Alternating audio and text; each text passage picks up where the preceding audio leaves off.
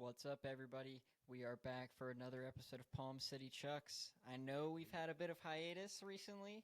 We had some personal things come up, but we are back in action and ready to go. And to kick this episode off, I'm going to take just 5, maybe 10 minutes, knowing us, to quickly talk about some coordinator changes in college. Then we'll get to the NFL playoffs. I know that's what everyone really wants to hear about right now. But me personally, as a Penn State guy, I've got to talk about this coordinator change. The one will be quick, but the other one, we need a minute. And that is Mr. Jim Knowles leaving Ohio State as the defensive coordinator to make a lateral move to become Penn State's defensive coordinator. I mean, that one felt good.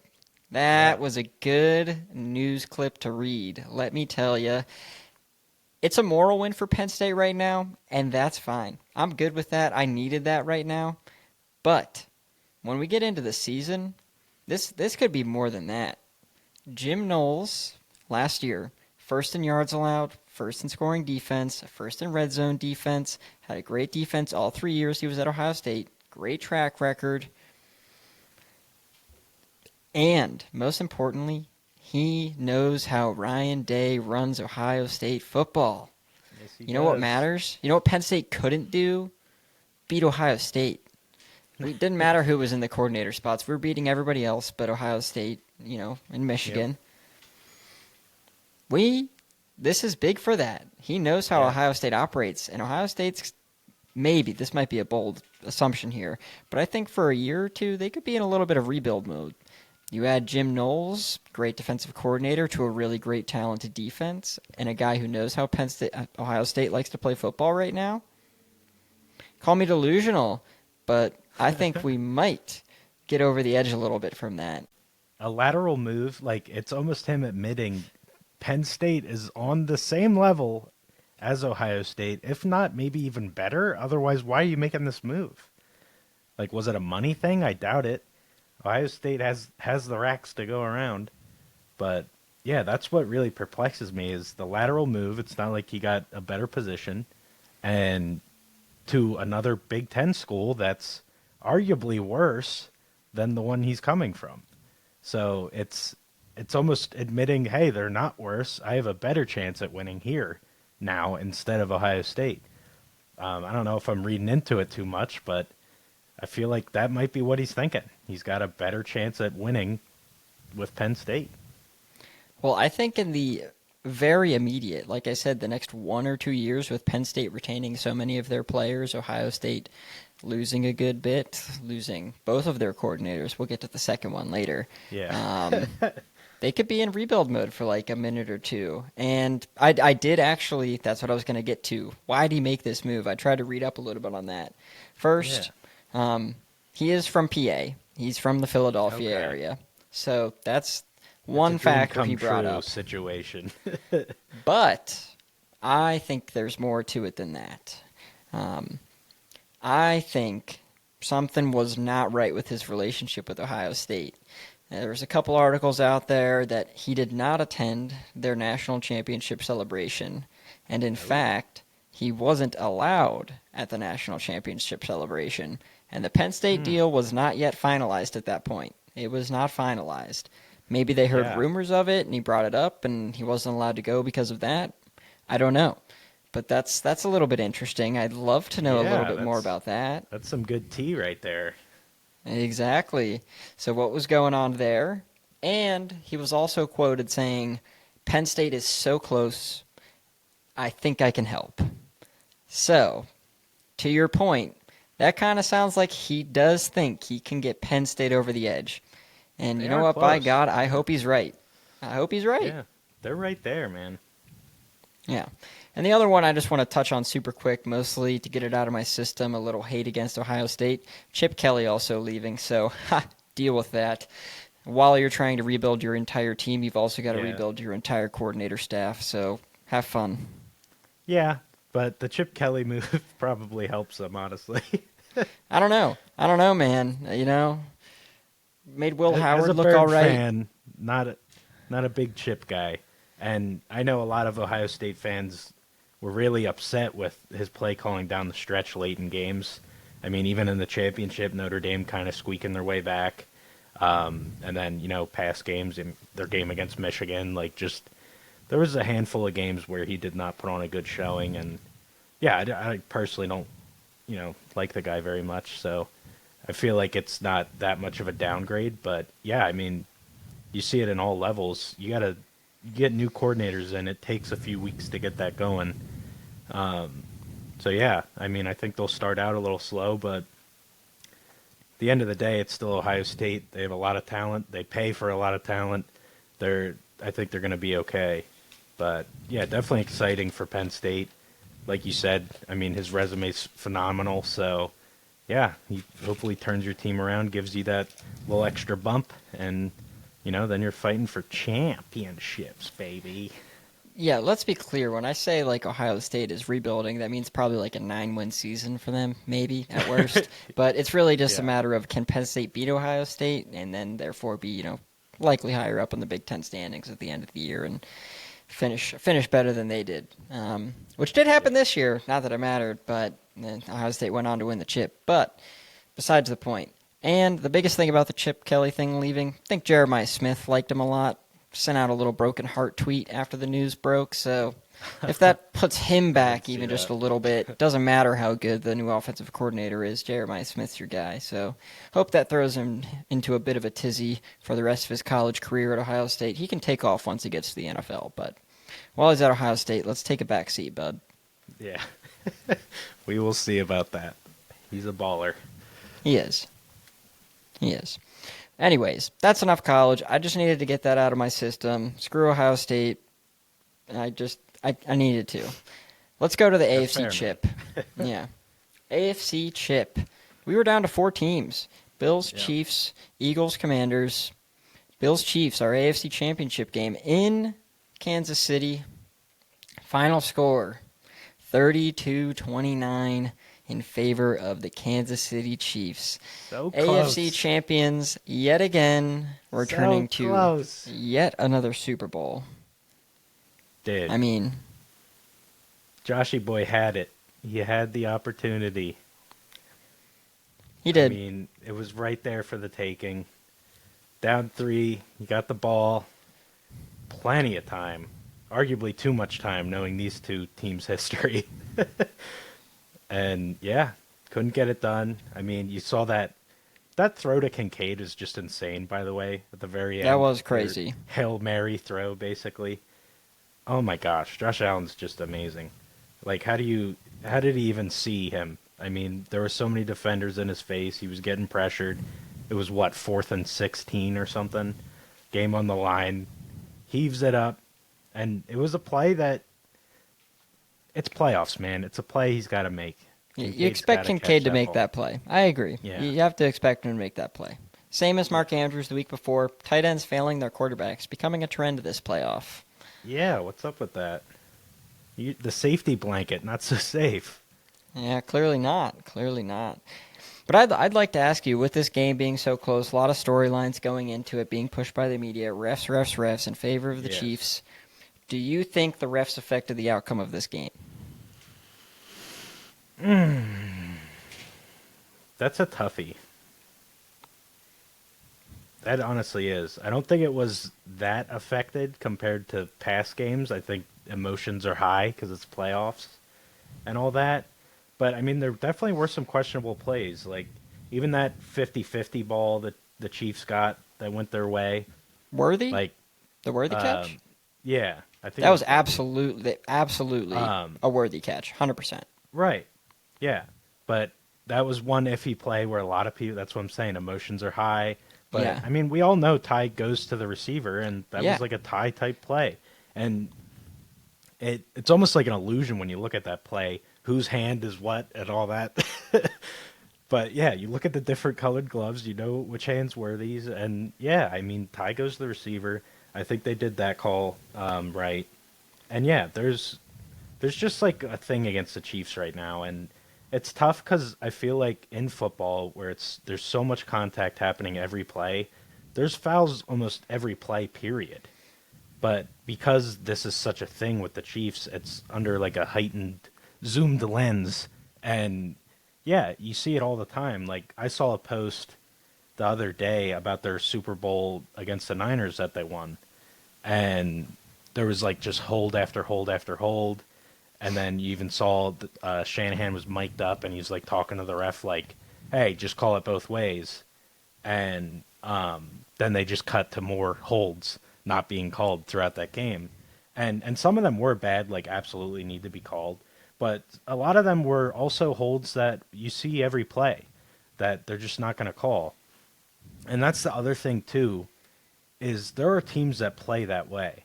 We are going to commit a foul almost every play. They can't call it every play. Like, they literally will stop calling it. They're not going to ruin the game, even though they should, because technically they're breaking the rules. But, you know, and you see it in the NBA, too, just putting refs in a spot where they have to make the call to decide a game. And a lot of times they won't make that call. You get away with a lot more in crunch time. But yeah, I think it's mostly just the media blowing this out of proportion, and people are really looking for it. So yeah, they're going to find it. But yeah, I don't know that it necessarily impacted the game in this one. Yeah, I agree, especially in this game. Like, if you want to make arguments about some other games, like, I'll entertain. I won't necessarily agree, to be honest, kind of as I talked about a couple weeks ago at our last episode. I think it's mostly correct calls, maybe not in the spirit of the game, but Patty playing a game with the refs and winning. Right.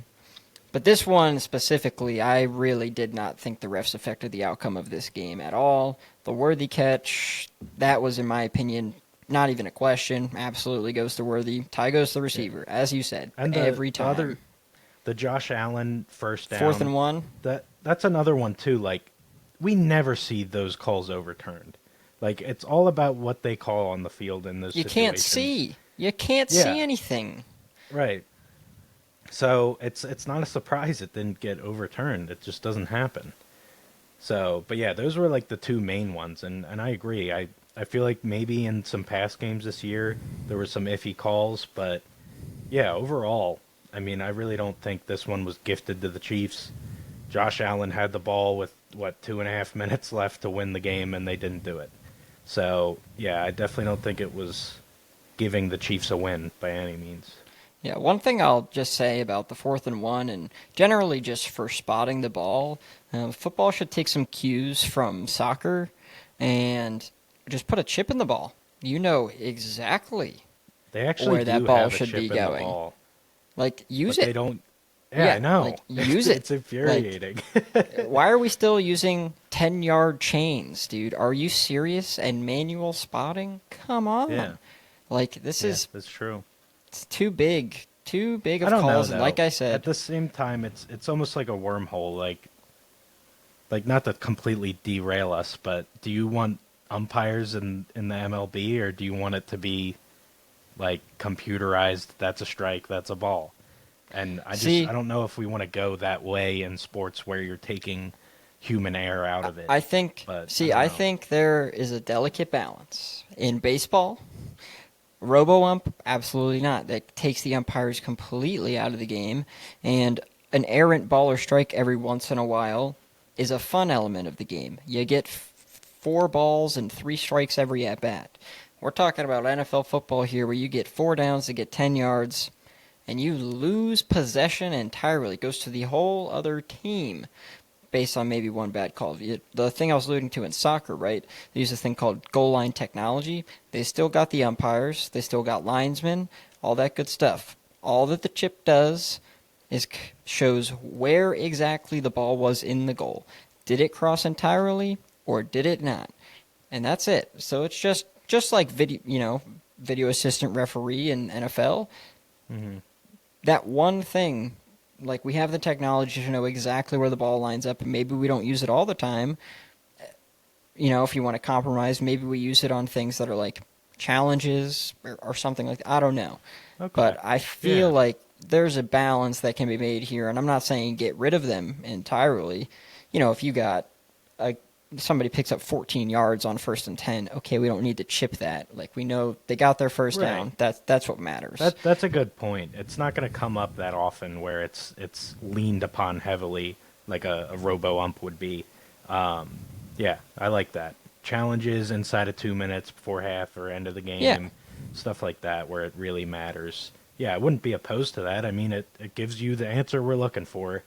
And yeah, it would have came in handy in that case, because that would have took the haters or whatever biases out of it. It would have been a first down, or it wouldn't have been, and you can't really bitch about it either. So exactly, yeah, that I am for. Yeah, but I mean, just high level. This game was a really good game. It was close all game. The Chiefs had an opportunity to pull away at the end of the first half there, went up 21-10. Josh Allen did the business with like a minute and a half on the clock, went and scored. Couldn't convert the 2-point there, down by 5 going to half, but that's much better than down 11. Stop going for 2 when you don't need to go for 2. I know, it's brutal because then if the Chiefs go and get a field goal, you force yourself to be down by 8 rather than you would just be down by 7. But there's a whole second half left, so we're not at the point of needing to create a one-possession margin. We're not there yet. No, and there was no weather to support it either. Like, sometimes weather can get in the way of that decision, and, just caliber of your offenses, too, can maybe impact that decision. But, I mean, you're the frickin' Bills, and you have Josh Allen. You're going to score again. Like, you don't need to... absolutely. It's not desperation time, and it feels like every time a team does that, it doesn't work out. And it might have been this game, too. I think it was. There was an extra point that was made, and there was a flag on the play, and then they go for 2 because they get to move it closer.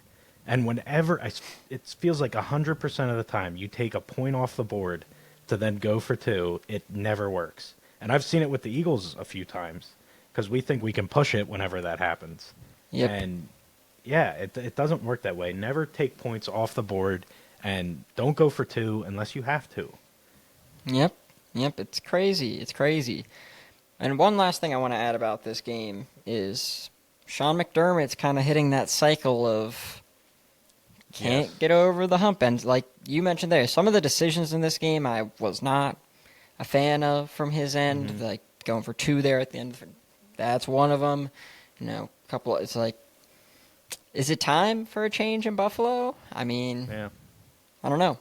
Yeah, that's a fair point to bring it up because you're right. We've seen it time and time again with coaches and teams. Like, when you just keep getting to the same spot year after year and you can't do it, sometimes you got to spice it up. And, I mean, they spiced it up in many ways this year, trying to make things different. And, they still got to the big game. And, yeah, they can't do it. They just can't beat Mahomes and the Chiefs, man. It's crazy. And for the season that Mahomes had during the regular season, admittedly not his best. He's outdueling these quarterbacks so far. So it is hard to beat the man when he is Patrick Mahomes and he's on his game. Because, I mean, the thing is, Patty did play better. I think he was 18 of 26 for 245, 1 touchdown, did have the fumble, so he had the 1 turnover. But Josh Allen was like 22 of 34 for 235 and 2 touchdowns. And he did fumble 3 times. He didn't lose any, but fumbled 3 times. He did. Yeah, it definitely didn't look like the Josh Allen we've seen all year long. Starting to wonder if he kind of chokes under the pressure. I don't know.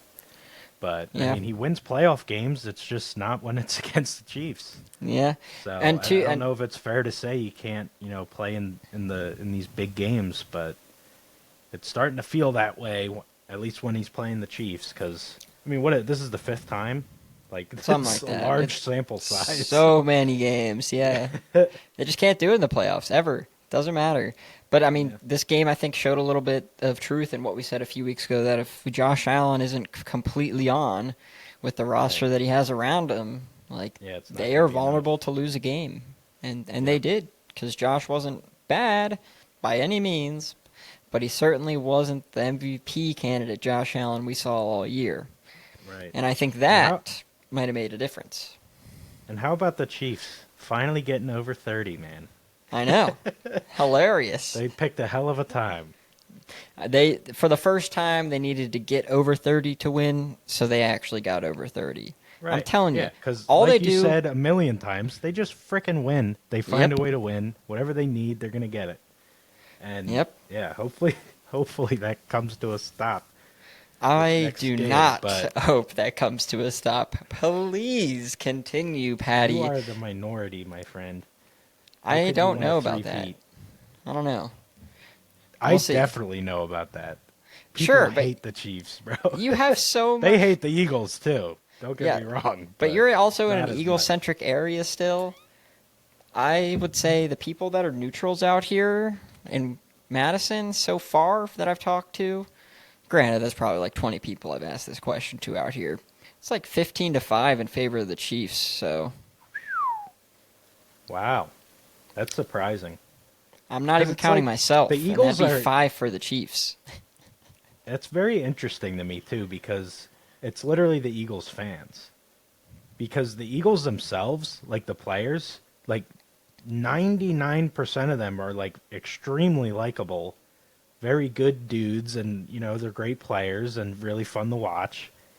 And the people that are against the Chiefs, it's all like player based. Like, I'm sick of Mahomes, I'm sick of Kelsey, and then it kind of gets outside. I'm sick of Swifty, I'm sick of Mahomes' brother, and all that too. But it's interesting to me that it's not player based for the people that are against the Eagles. Like, it's the fans. They don't want the fans to be happy. For me, it's the fans, it's the city. Yeah, and you're not alone. It's Yeah. That's everyone against the Eagles, because they're really. How do you not like the Eagles players? Like, they're very likable. They just are. Yeah, I mean, I can't sit here and say there's like many Eagles players I dislike. C.J. Yeah. Gardner-Johnson can go fuck himself, but that's a different Yeah. story. Yeah, dude, he's a wild one. He is I a do not- wild one. Yeah, I do not support his antics, but yeah, other than him, like, that literally might be it. I hate to single the guy out, but there's really not many unlikable players on the Eagles. And then on the Chiefs side, it's like a lot of people are against these players, and just the fact they don't want them to win 3 times in a row.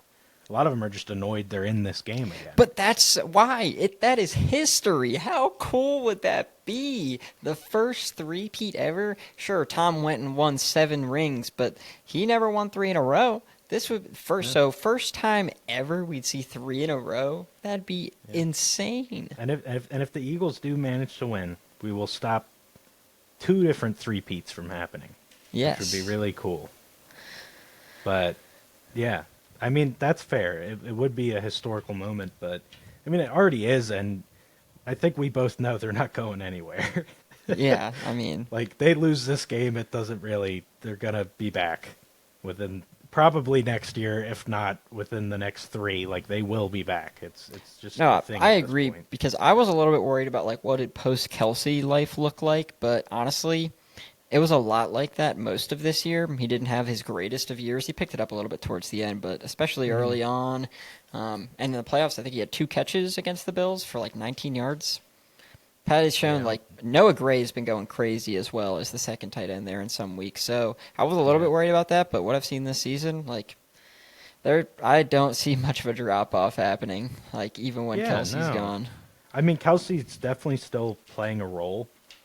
Oh 'Cause yeah. The Gray thing's actually interesting too, because Mahomes has said, like, I just looked at old tape. It was like, Kelsey's getting so much attention.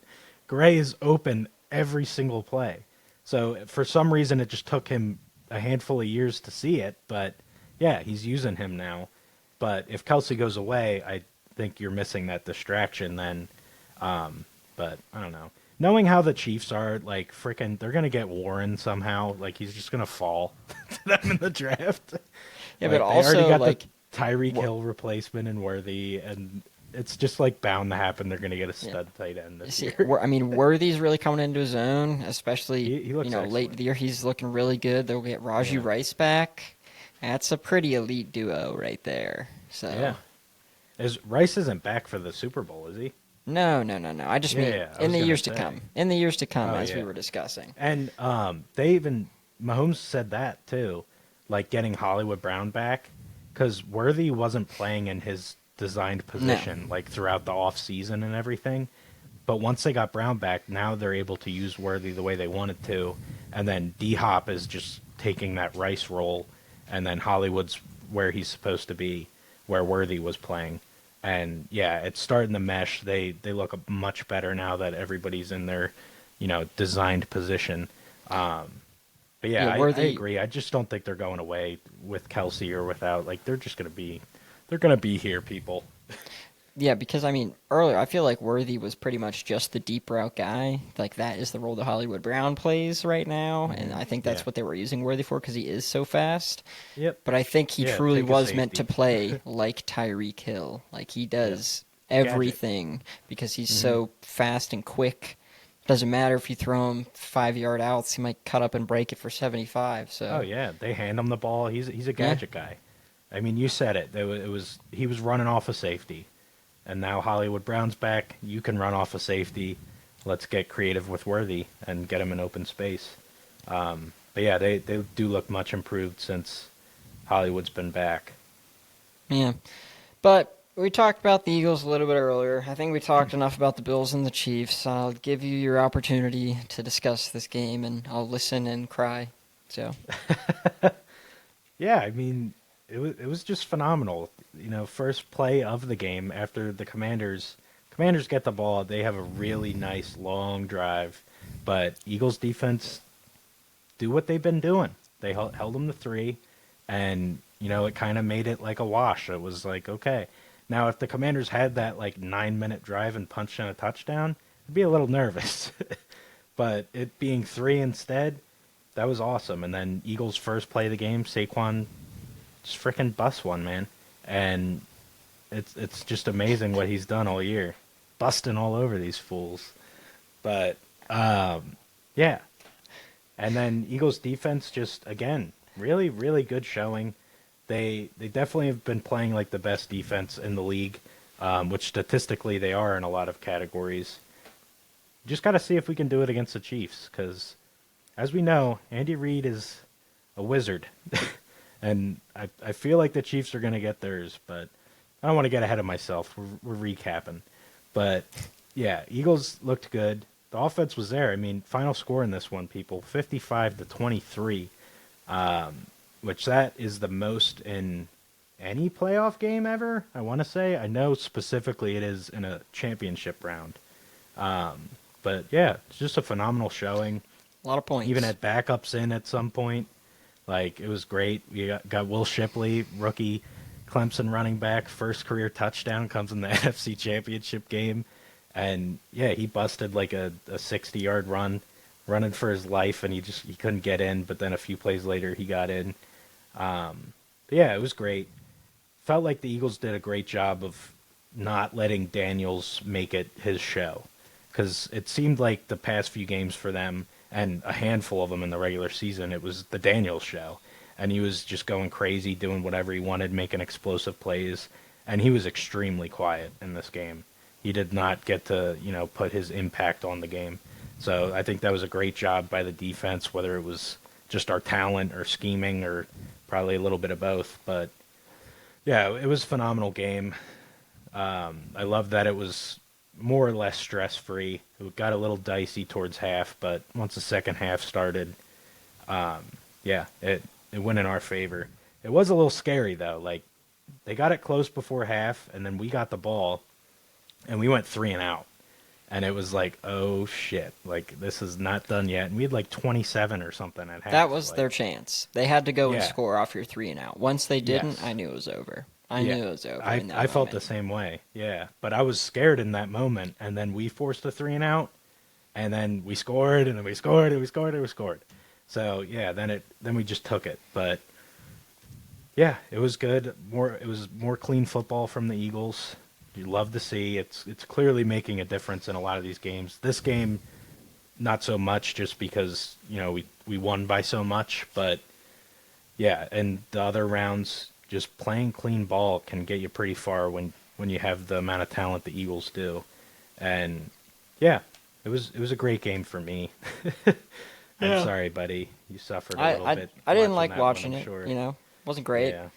we got one more team that can, only one team's got to beat you, and that's all that matters. So, not going to get ahead, though, and say what I want to say next. I need to comment on this Commanders-Eagles game first, which is give the Eagles their credit. Before I start this little rant here about the Commanders, they played a very good game, very good team, deserved to win, 100%.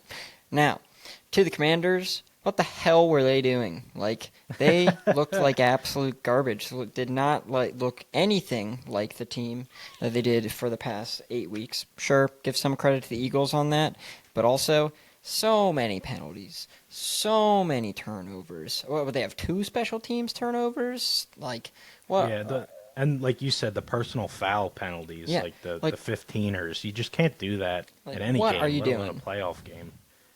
Like, ridiculous, really ridiculous. So, Commanders definitely deserve to lose. Like I was texting you during the game, I was like, I think the Commanders are content to let you win this game. Right. I do not think they care that much the way they were playing. But, I mean, credit to them. And first year, Jaden Daniels, a quarterback rookie, making it this far, took out some big teams on the way. The season is a success for them. 100%.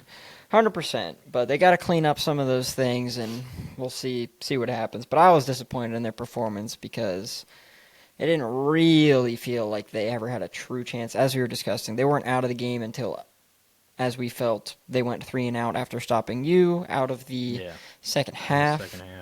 But they certainly weren't ever in control after their first drive. And as you said, the fact that they couldn't punch that in for a touchdown, taking 9.5 minutes, 17, maybe 18 plays, something like that. Yeah. You gotta punch the ball in the end zone, bro. Like, what are you doing? You have to score there. And they converted, I think, a 4th down or 2. Also, I think it was 2 or 3. Yeah, it was definitely multiple. Just to end up kicking it.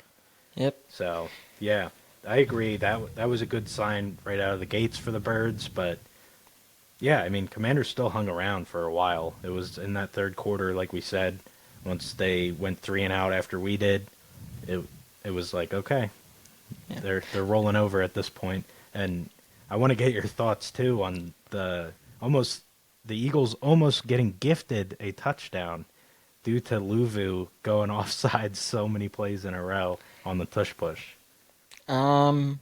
Bullshit. If you're gonna allow could do that over and over. If you're gonna, I mean, that's just keep throwing the flag, man. If you aren't gonna allow them to try to jump the snap, that's part of the game. You want to run the tush push. That is a very tough play to stop, and the way to stop it is likely time it and go over the top. Get over it. Punch it in. Like, keep lining up. Like, that's what I got to say about that. Yeah, I don't mind the rule, and I will say this rule has been around forever. This isn't like a new thing. But the one thing that does concern me is a guy going over the top like that time and time again and touching our quarterback. Like, sure. I don't like on that. On principle, that I don't necessarily like. Sure, but the concept of just going over the top, trying to time it, deal with it. Yeah. That's how you stop the play. Shout out to the Birds, too, because I was screaming from my chair. Luvu knew, like, our snap count. Like, there were numerous plays when he knew when we were snapping it, and he got crazy jumps. And he was not offsides. He just was perfectly timing the snap. And I was saying, like, we got to mix this up. What are we doing? And then we finally did there on the goal line, and clearly he didn't wrap his head around that because he just kept trying time and time again. But yeah, I thought that was just kind of funny and weird and just cool because I've never seen that, and I don't know that it's ever happened, honestly. But yeah, that was really cool. But yeah, just a great game for the Birds. Yeah. Well, I actually have one more thing in the game I want to ask you about. I do not tweet a lot, really, actually, ever. But I had, during that game, a little Twitter interaction with a friend of ours, Braden Barker, actually. Because he was just speaking some blasphemy, in my opinion. Just a reactional, I think, emotional-based Eagles fan tweet early on in the game. I don't remember exact time in the game. You might, once I say the situation. It was 14-6. You were driving. Jalen Hurts got sacked, and it forced you from like a 40, Yeah, field goal. 5 to like 54-yard field goal, something like that. And 54-yard field goal is absolutely a kick you have to try in this day and age. In like the end of the first quarter, beginning of the second quarter, you do not punt when your opportunity is a 54-yard field goal with the kickers in the NFL today. I don't give a crap what Jake Elliott's done. First off, until that point, he hadn't missed a playoff field goal. All right, I understand what his year was like this year. But if you don't have confidence in your kicker to make a 54-yard field goal, then you should have changed the damn kicker. And the thing was, what I was going back and forth with here was, Braden was like, 2 inexcusable mistakes. I forget exactly what the first one was, but the second was trying to kick that field goal. And I was like, you are out of your mind. You try to kick that field goal 100 out of 100 times. It is a 54-yard field goal to go up 17-6. If you don't, sure, the field position's a little great, but like, you do not punt the ball when you have a 54-yard field goal. If that's late in the fourth quarter, tight game, different situation. First half, close to the closing of the first quarter, beginning of the second, 100 times out of 100 you try to kick that. 100 times. And I will say I was kind of iffy on it, I'm not going to lie, because Jake Elliott, I think it is important to take into account how he's kicked, and he's not well. Okay, so I don't disagree. I seriously need to cut in because this is exactly what we got into. Was like, I don't disagree. Jake Elliott had a rough year, but if the kicker on your roster, you cannot confidently put out there to attempt a 54-yard field goal. Yeah, that's a problem. That's a problem you should have addressed. And the kicker that you kept on your roster for the playoffs, you need to be able to put him out there for a 54-yard field goal. 100% of the time. 100% of the time. Yeah, I think you're right, but it is close. Like, it is close to that range where you don't kick it. 54 is absolutely not in today's NFL. If you're maybe back end of the 50, early 60s. That would have been his career. That would have been his playoff career long. Okay, but not his career long. Not his career long. His career long is back 50s, like 58, 59, something like that. No, playoff career long. Oh, I know, and I'm just saying, but it's not his career long, so he clearly's got the leg in him. That's what I'm saying. Playoff career long, whatever. No, but after that point, he hadn't missed. He hadn't missed. I was not mad. I was not mad at all that they tried it, and I would never tweet against it because it's, like you said, it's what you do. I mean, it's what you do. Now, when he was up there and about to kick it, did I think it was going in? Like, did I think it was going to go in? I was about 50-50 on it. That's fair. I was very unsure if he was going to make it. He's missed many kicks this year. Like I said, he hasn't been good. But yeah, to tweet against the coach's decision, like in a spot like that, yes, I think that was probably a little emotional, heat of the moment stuff. I really think it's I will not say, B-Barks knows his stuff, and he's no. I'm not trying to flame B-Barks here. I'm not trying to flame B-Barks here. To be clear, I wanted your opinion on the field goal. I will say, I would never tweet at the coach against that. You know how many other decisions Sirianni has done that drive me insane, that I want to tweet about but don't. But yeah, I was not surprised they tried to do it. I didn't think it was going to go in per se. Like I said, I was 50-50 on it. But yeah, you have to try it. And the other thing is, there's so many things to take into account in football. It's a game of chess. We know this. But the Eagles' defense has been playing phenomenal. The lack of, frickin' 20 yards or whatever, if he punts it and it, odds are, goes into the back of the end zone, like, you go for the points. It's just what you do. I'm not surprised by the call, and yeah, I think it was the right call, but I definitely didn't think it was going to go in per se. But I don't think saving that 20 yards, maybe, 35, 40 yards if you have a great punt, I don't think that's worth the, what do I want to say? It's not worth when you could get 3 points in return. Like, that outweighs it, is what I guess I'm trying to say. And, fucked up English. But. I'm not even saying I thought that Jake Elliott was going to make that, to be clear. But my stance is, if that is the kicker that you have chosen to go on your playoff run with you, you need to send him out there 100% of the time on a 54-yard field goal in today's NFL. That should be within everybody's range, every game. And the other thing is, too, just the high-powered offenses of the NFL. Like, and that's kind of my argument, too, is if you do punt that ball, and even if it is a decent punt, against, like, say you pin them at the 10, a lot of these offenses, it doesn't matter. They're going to score anyway. Like, you have to go for the points. And yeah, I'm not mad at all that we tried that, even with the state of Jake Elliott and how iffy he's been. I think that was, the obvious thing to do, and it would have been really weird if we didn't. And yeah. I'm sure there would be other fans tweeting if we punted it there. Yeah. And I think they would have been in the right. But anyways, I just wanted to get your take on that because I was kind of curious. B-Barks, seriously, nothing against you, dude. We left that tweet with like a handshake. Like it was very amicable at the end. Yeah. Like, yeah, B-Barks is awesome. Yeah. But yeah, let's talk Chiefs-Eagles, the Super Bowl coming up this weekend. Go Chiefs! That's what I gotta say. So that's what I've got to say about that. That was as bad as the Duval. Yeah, you wanted me to say go Eagles, but sorry, I can't do Andy Reid. No, I wanted you to say go Birds. Yeah. You don't say go Eagles, you say go Birds. I know. Well, this guy's such a casual. Yeah, I know. Well, you see, that's how little I care about the city of Philadelphia. I mean, come on, your mayor spells the Eagles Elgles. All right, that's very a tough typical word to spell, dude. Philadelphian right there, representing the city so well. No, me and my brother talked about that, and I think he had a fair point. People like almost overthink it because they think of it almost as like a song, and like. I don't know about you, but like I'll sing songs and I don't even know the lyrics to them, and I'm saying words that just sound like what they're saying. Oh, I definitely have done that. Yeah, I feel like it was almost a that kind of thing.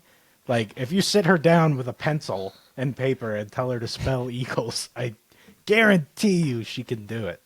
But I'm sure. I think it was just the chanting of it. Like she almost thought about it like a song, and but I don't know. I don't that really was want butchered. to excuse that. That one was pretty bad. Butchered. Like, like there's a fine line. Like you said, I guarantee. Did she have a Q in there or like a P or something? She had like a Q or a P. Elgles. Elgles. Hey, all the right letters, just a little messed up. Not bad. Missing an A and have an extra L, but yeah. But yeah. So that was really fun. I liked that a lot. I'm sure. Yeah. Anti-Philly boy. I am an anti-Philly boy. What can I say? I won't hide from that. I will own that. No, I know. But with that, I mean, Patrick Mahomes is the better quarterback in this matchup. Saquon Barkley is definitely the better running back in this matchup. Receivers... A.J. Brown's going to get the nod as the best. But I think I'm going to take D-Hop slightly over Devontae Smith, just generally for how this year's playing right now, how Devontae's been this year, which is not bad. Not bad by any means, but bro. Since T-Hop's gone to the Chiefs, I'm taking D-Hop is D-Hop. a legend, but it is past his day, my friend. I don't disagree with that, but I just don't think Devontae's been amazing. Not that he's had to be, obviously, but right. I don't think he's been. And also, I just want to say his one, by the way, his one like really good catch from last week, 2 weeks ago now at this point against the Commanders was not a catch. He was out of bounds. Dan Quinn should have challenged that. Would have won 100%. His right foot was on the touchline. It was so annoying. Why did Dan Quinn not challenge that? That really pissed me off. I'm not gonna lie. That was a great close. catch. And who knows what angles they see on like the jumbo screen or whatever. He was on the white line. Like, I but bet... it was not clear in almost any angle except. I thought that's what I'm definitely saying. could tell. From just watching on the TV screen, I could tell his back right foot 100% was on the white line. It was not by a lot. Absolutely was though. 100%. No doubt in my mind. I'd put money on it. I would put money on it. I'm just saying, you don't know what Quinn is seeing on the jumbo screen or whatever. Sure. And by the time we snap it, maybe he never got a good look at it. But Oh, I don't I'm know. sure, but you gotta challenge that, in my opinion. That's one of those that's like at the point of the game it was too. We all were driving. I'm pretty sure it was the third down, maybe a third down conversion as well, or it was like a long second, something like that. Um, he's got to throw the challenge flag there. I was very confident that he was not in bounds at all. But anyways, back to the Chiefs and Eagles. Both really good defenses. Eagles arguably has been better so far this year, but the Chiefs is also no joke. What you want to say about the margins? I think most of it cancels itself out.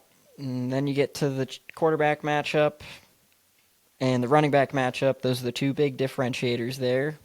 And I think it's going to come down to how much better does Patrick compare to Jalen and how much better does Saquon play compared to Kareem Hunt and Pacheco. I think that's what this boils down to, and I'm going to put my faith in Patty.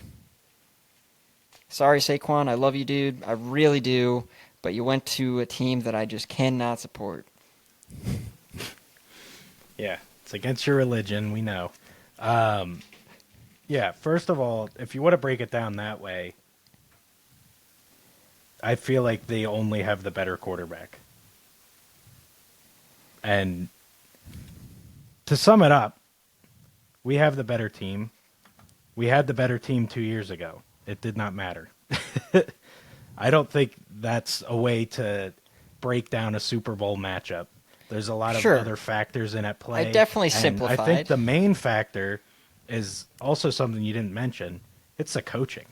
And Andy Reid is what scares me the most about this matchup. It is not Patrick Mahomes. It is not Chris Jones. It is not Kelsey. It is not Worthy. It is Andy Reid. And that's really what scares me. But yeah, overall we have a much better team. I think much better. And I don't know about that. I don't. Agree to disagree, I'd give you the nod as the better team, but much better team. I can't buy that. I can't buy that. You don't have to. It's just my opinion. But yeah, I think we're better. It comes down to execution and not falling for Andy's frickin' wizardry, man. He does some shit that we never see it coming. Like last time we played him in the Super Bowl, he kept having receivers like run around almost like an end around behind the running back, and then they'd snap it and they would reverse field and go back the other way. And every single time we were in man coverage when that happened, and that's almost an impossible play to defend if you're in man coverage. So something was given away ahead of time, pre-snap, whatever, that they knew we were in man coverage time and time again, and were exploiting that play. And that play alone was a main factor in why we lost that game. The other thing is, which I'm really tired of bitching about this, it feels weak, but there is some weight to it. But the field last time was BS. You don't try out new turf in a freaking Super Bowl. Both teams played on it. That's insane to me. Both teams played on it. The Eagles' main strengths were running game and speed rush. Those were the two main things that were impacted by the field. But regardless, I'm not chalking the L up to that. But I do want to say that is not happening again. So if you hate the Philly fan excuse, we don't have it this time around. So whatever happens, let me have it in the comments. I got thick skin. But yeah, I'm excited for this game. It's been a long time coming. This 2-week wait is literally torturous, man. I'm ready to get it done. Really, really hope the Eagles pull it off. I think they should. We'll see what happens. See, I just want to track back a little bit here because got a little feisty. Like, here's the thing. You want to say talent-wise that the Eagles are a little bit better? I'll buy a little bit. I definitely don't think a lot. But here's the deal. Can you really crown until someone goes and takes the crown and wins the big game? Can you say anybody in the NFL is better than the Chiefs? I don't think so. I think someone's got to go and beat the king in the big game. Yeah, that's completely fair. I'm talking on paper. What does on paper mean? Basically nothing. I mean, still. That's completely fair. You got to dethrone the king. I'm not. Yeah, I'm not blind to that. And I mean, this king is going for 3 straight in a row, and they're favored. And rightfully so. They should be. This is what they do. They win the big game. They get it done. This is the third year in a row they're going for it. And it's, there's a good shot it happens again. But on paper, the Eagles are better. That's all I'm saying. Anything can happen. But on paper, the Eagles are definitely better. And they were the last time. Like I said, that's how I started that. I see what you're saying, matter. but if we're going to go on You paper, have to win the game. If we're going to go on paper, we got to dig into the defense a little bit, right? Like a lot of your main players this year are rookies. Can we really say on paper that they're full-on studs yet? I don't know if that's like translate to an on-paper equation, a talent comparison. I'm definitely taking Chris Jones over both of your defensive tackles. While both are very good, I want to be very clear. Chris Jones is elite, and I'm taking him. I'm taking Nick Bolton on paper over your linebackers 100% of the time. Zach Bond's had a great year, but if we're going on paper, I'm taking Nick Bolton. Like, not what actually happens on the field as we're discussing this. I just think it's a lot closer than you're making it out to be. That's my point here. I think it's closer than you make it out to be. It doesn't matter, dude. Well, I know. You have to agree win the with game. We'll see. We'll see. It's tough to do, and this team does it time and time again. They're going for a three-peat here, and you got to take down the king. They are the king. They are favorites, and I think they should be favorites. But I just hate based on this. talent, breaking it down, I like the Eagles better is all. But it's more than that. It's much more than that. You got to have the dog in you when it matters and all that. And the Chiefs clearly have that. They have a winning formula, and they get it done. So the Eagles have their work cut out for them, and they have to be at their best. It has to be what it's been all postseason, clean football. Even one turnover can cost you. I mean, we saw it the last Super Bowl. The Eagles played them. I mean, Hurts had that one fumble and turns to a defensive touchdown. It's like, that's a huge thing that absolutely cannot happen if you're trying to win a Super Bowl against a really good team in the Chiefs. So we got to take care of the ball and, use our weapons and be the defense we've been. And I like our chances, but I don't mind that we're underdogs in this. I think that's fair. The Chiefs get it done, man. They just do. Yeah, I'm not going to go deep into this topic. I really want to save it for after the Super Bowl, but I'm really excited to watch Jalen Hurts. That's all I'm going to say about that subject this week. Yeah, leave us hanging. Yep, that's it. Yeah, that's it. I won't bite. Yeah, I figured you wouldn't. We can close up. Uh-huh. Yeah. All right, folks. That's just like, I will say this. You're smart for saying that because it will be like a 30-minute discussion. So. Oh, I know. Just wanted to throw that in your head before we sign off here. But with that, everybody, we are so happy to be back again. We do apologize again for the 2-week delay here. Had some things come up, but we are back in action and so excited to be back. It was so fun again. Please like, subscribe. Let us know what you want us to be talking about in the offseason after the comments. We're pretty much prepared to talk anything sports. You let us know, and I think we'll have something to say. But see everybody. I will say this. I made a college women's volleyball bracket this year. I'm really broadening the scope. Does Morgan know that you made a college women's volleyball bracket? She does. Oh, okay. She does. She even knows my team name, which I won't say on here. Okay, I was just curious if she knew why you probably actually made that bracket, so you had an excuse to watch. Man. Yeah, we're transparent. We keep it. I believe it. Jumped the gun earlier, but that's really it. Love you, everybody. See you next week. Later, PCC.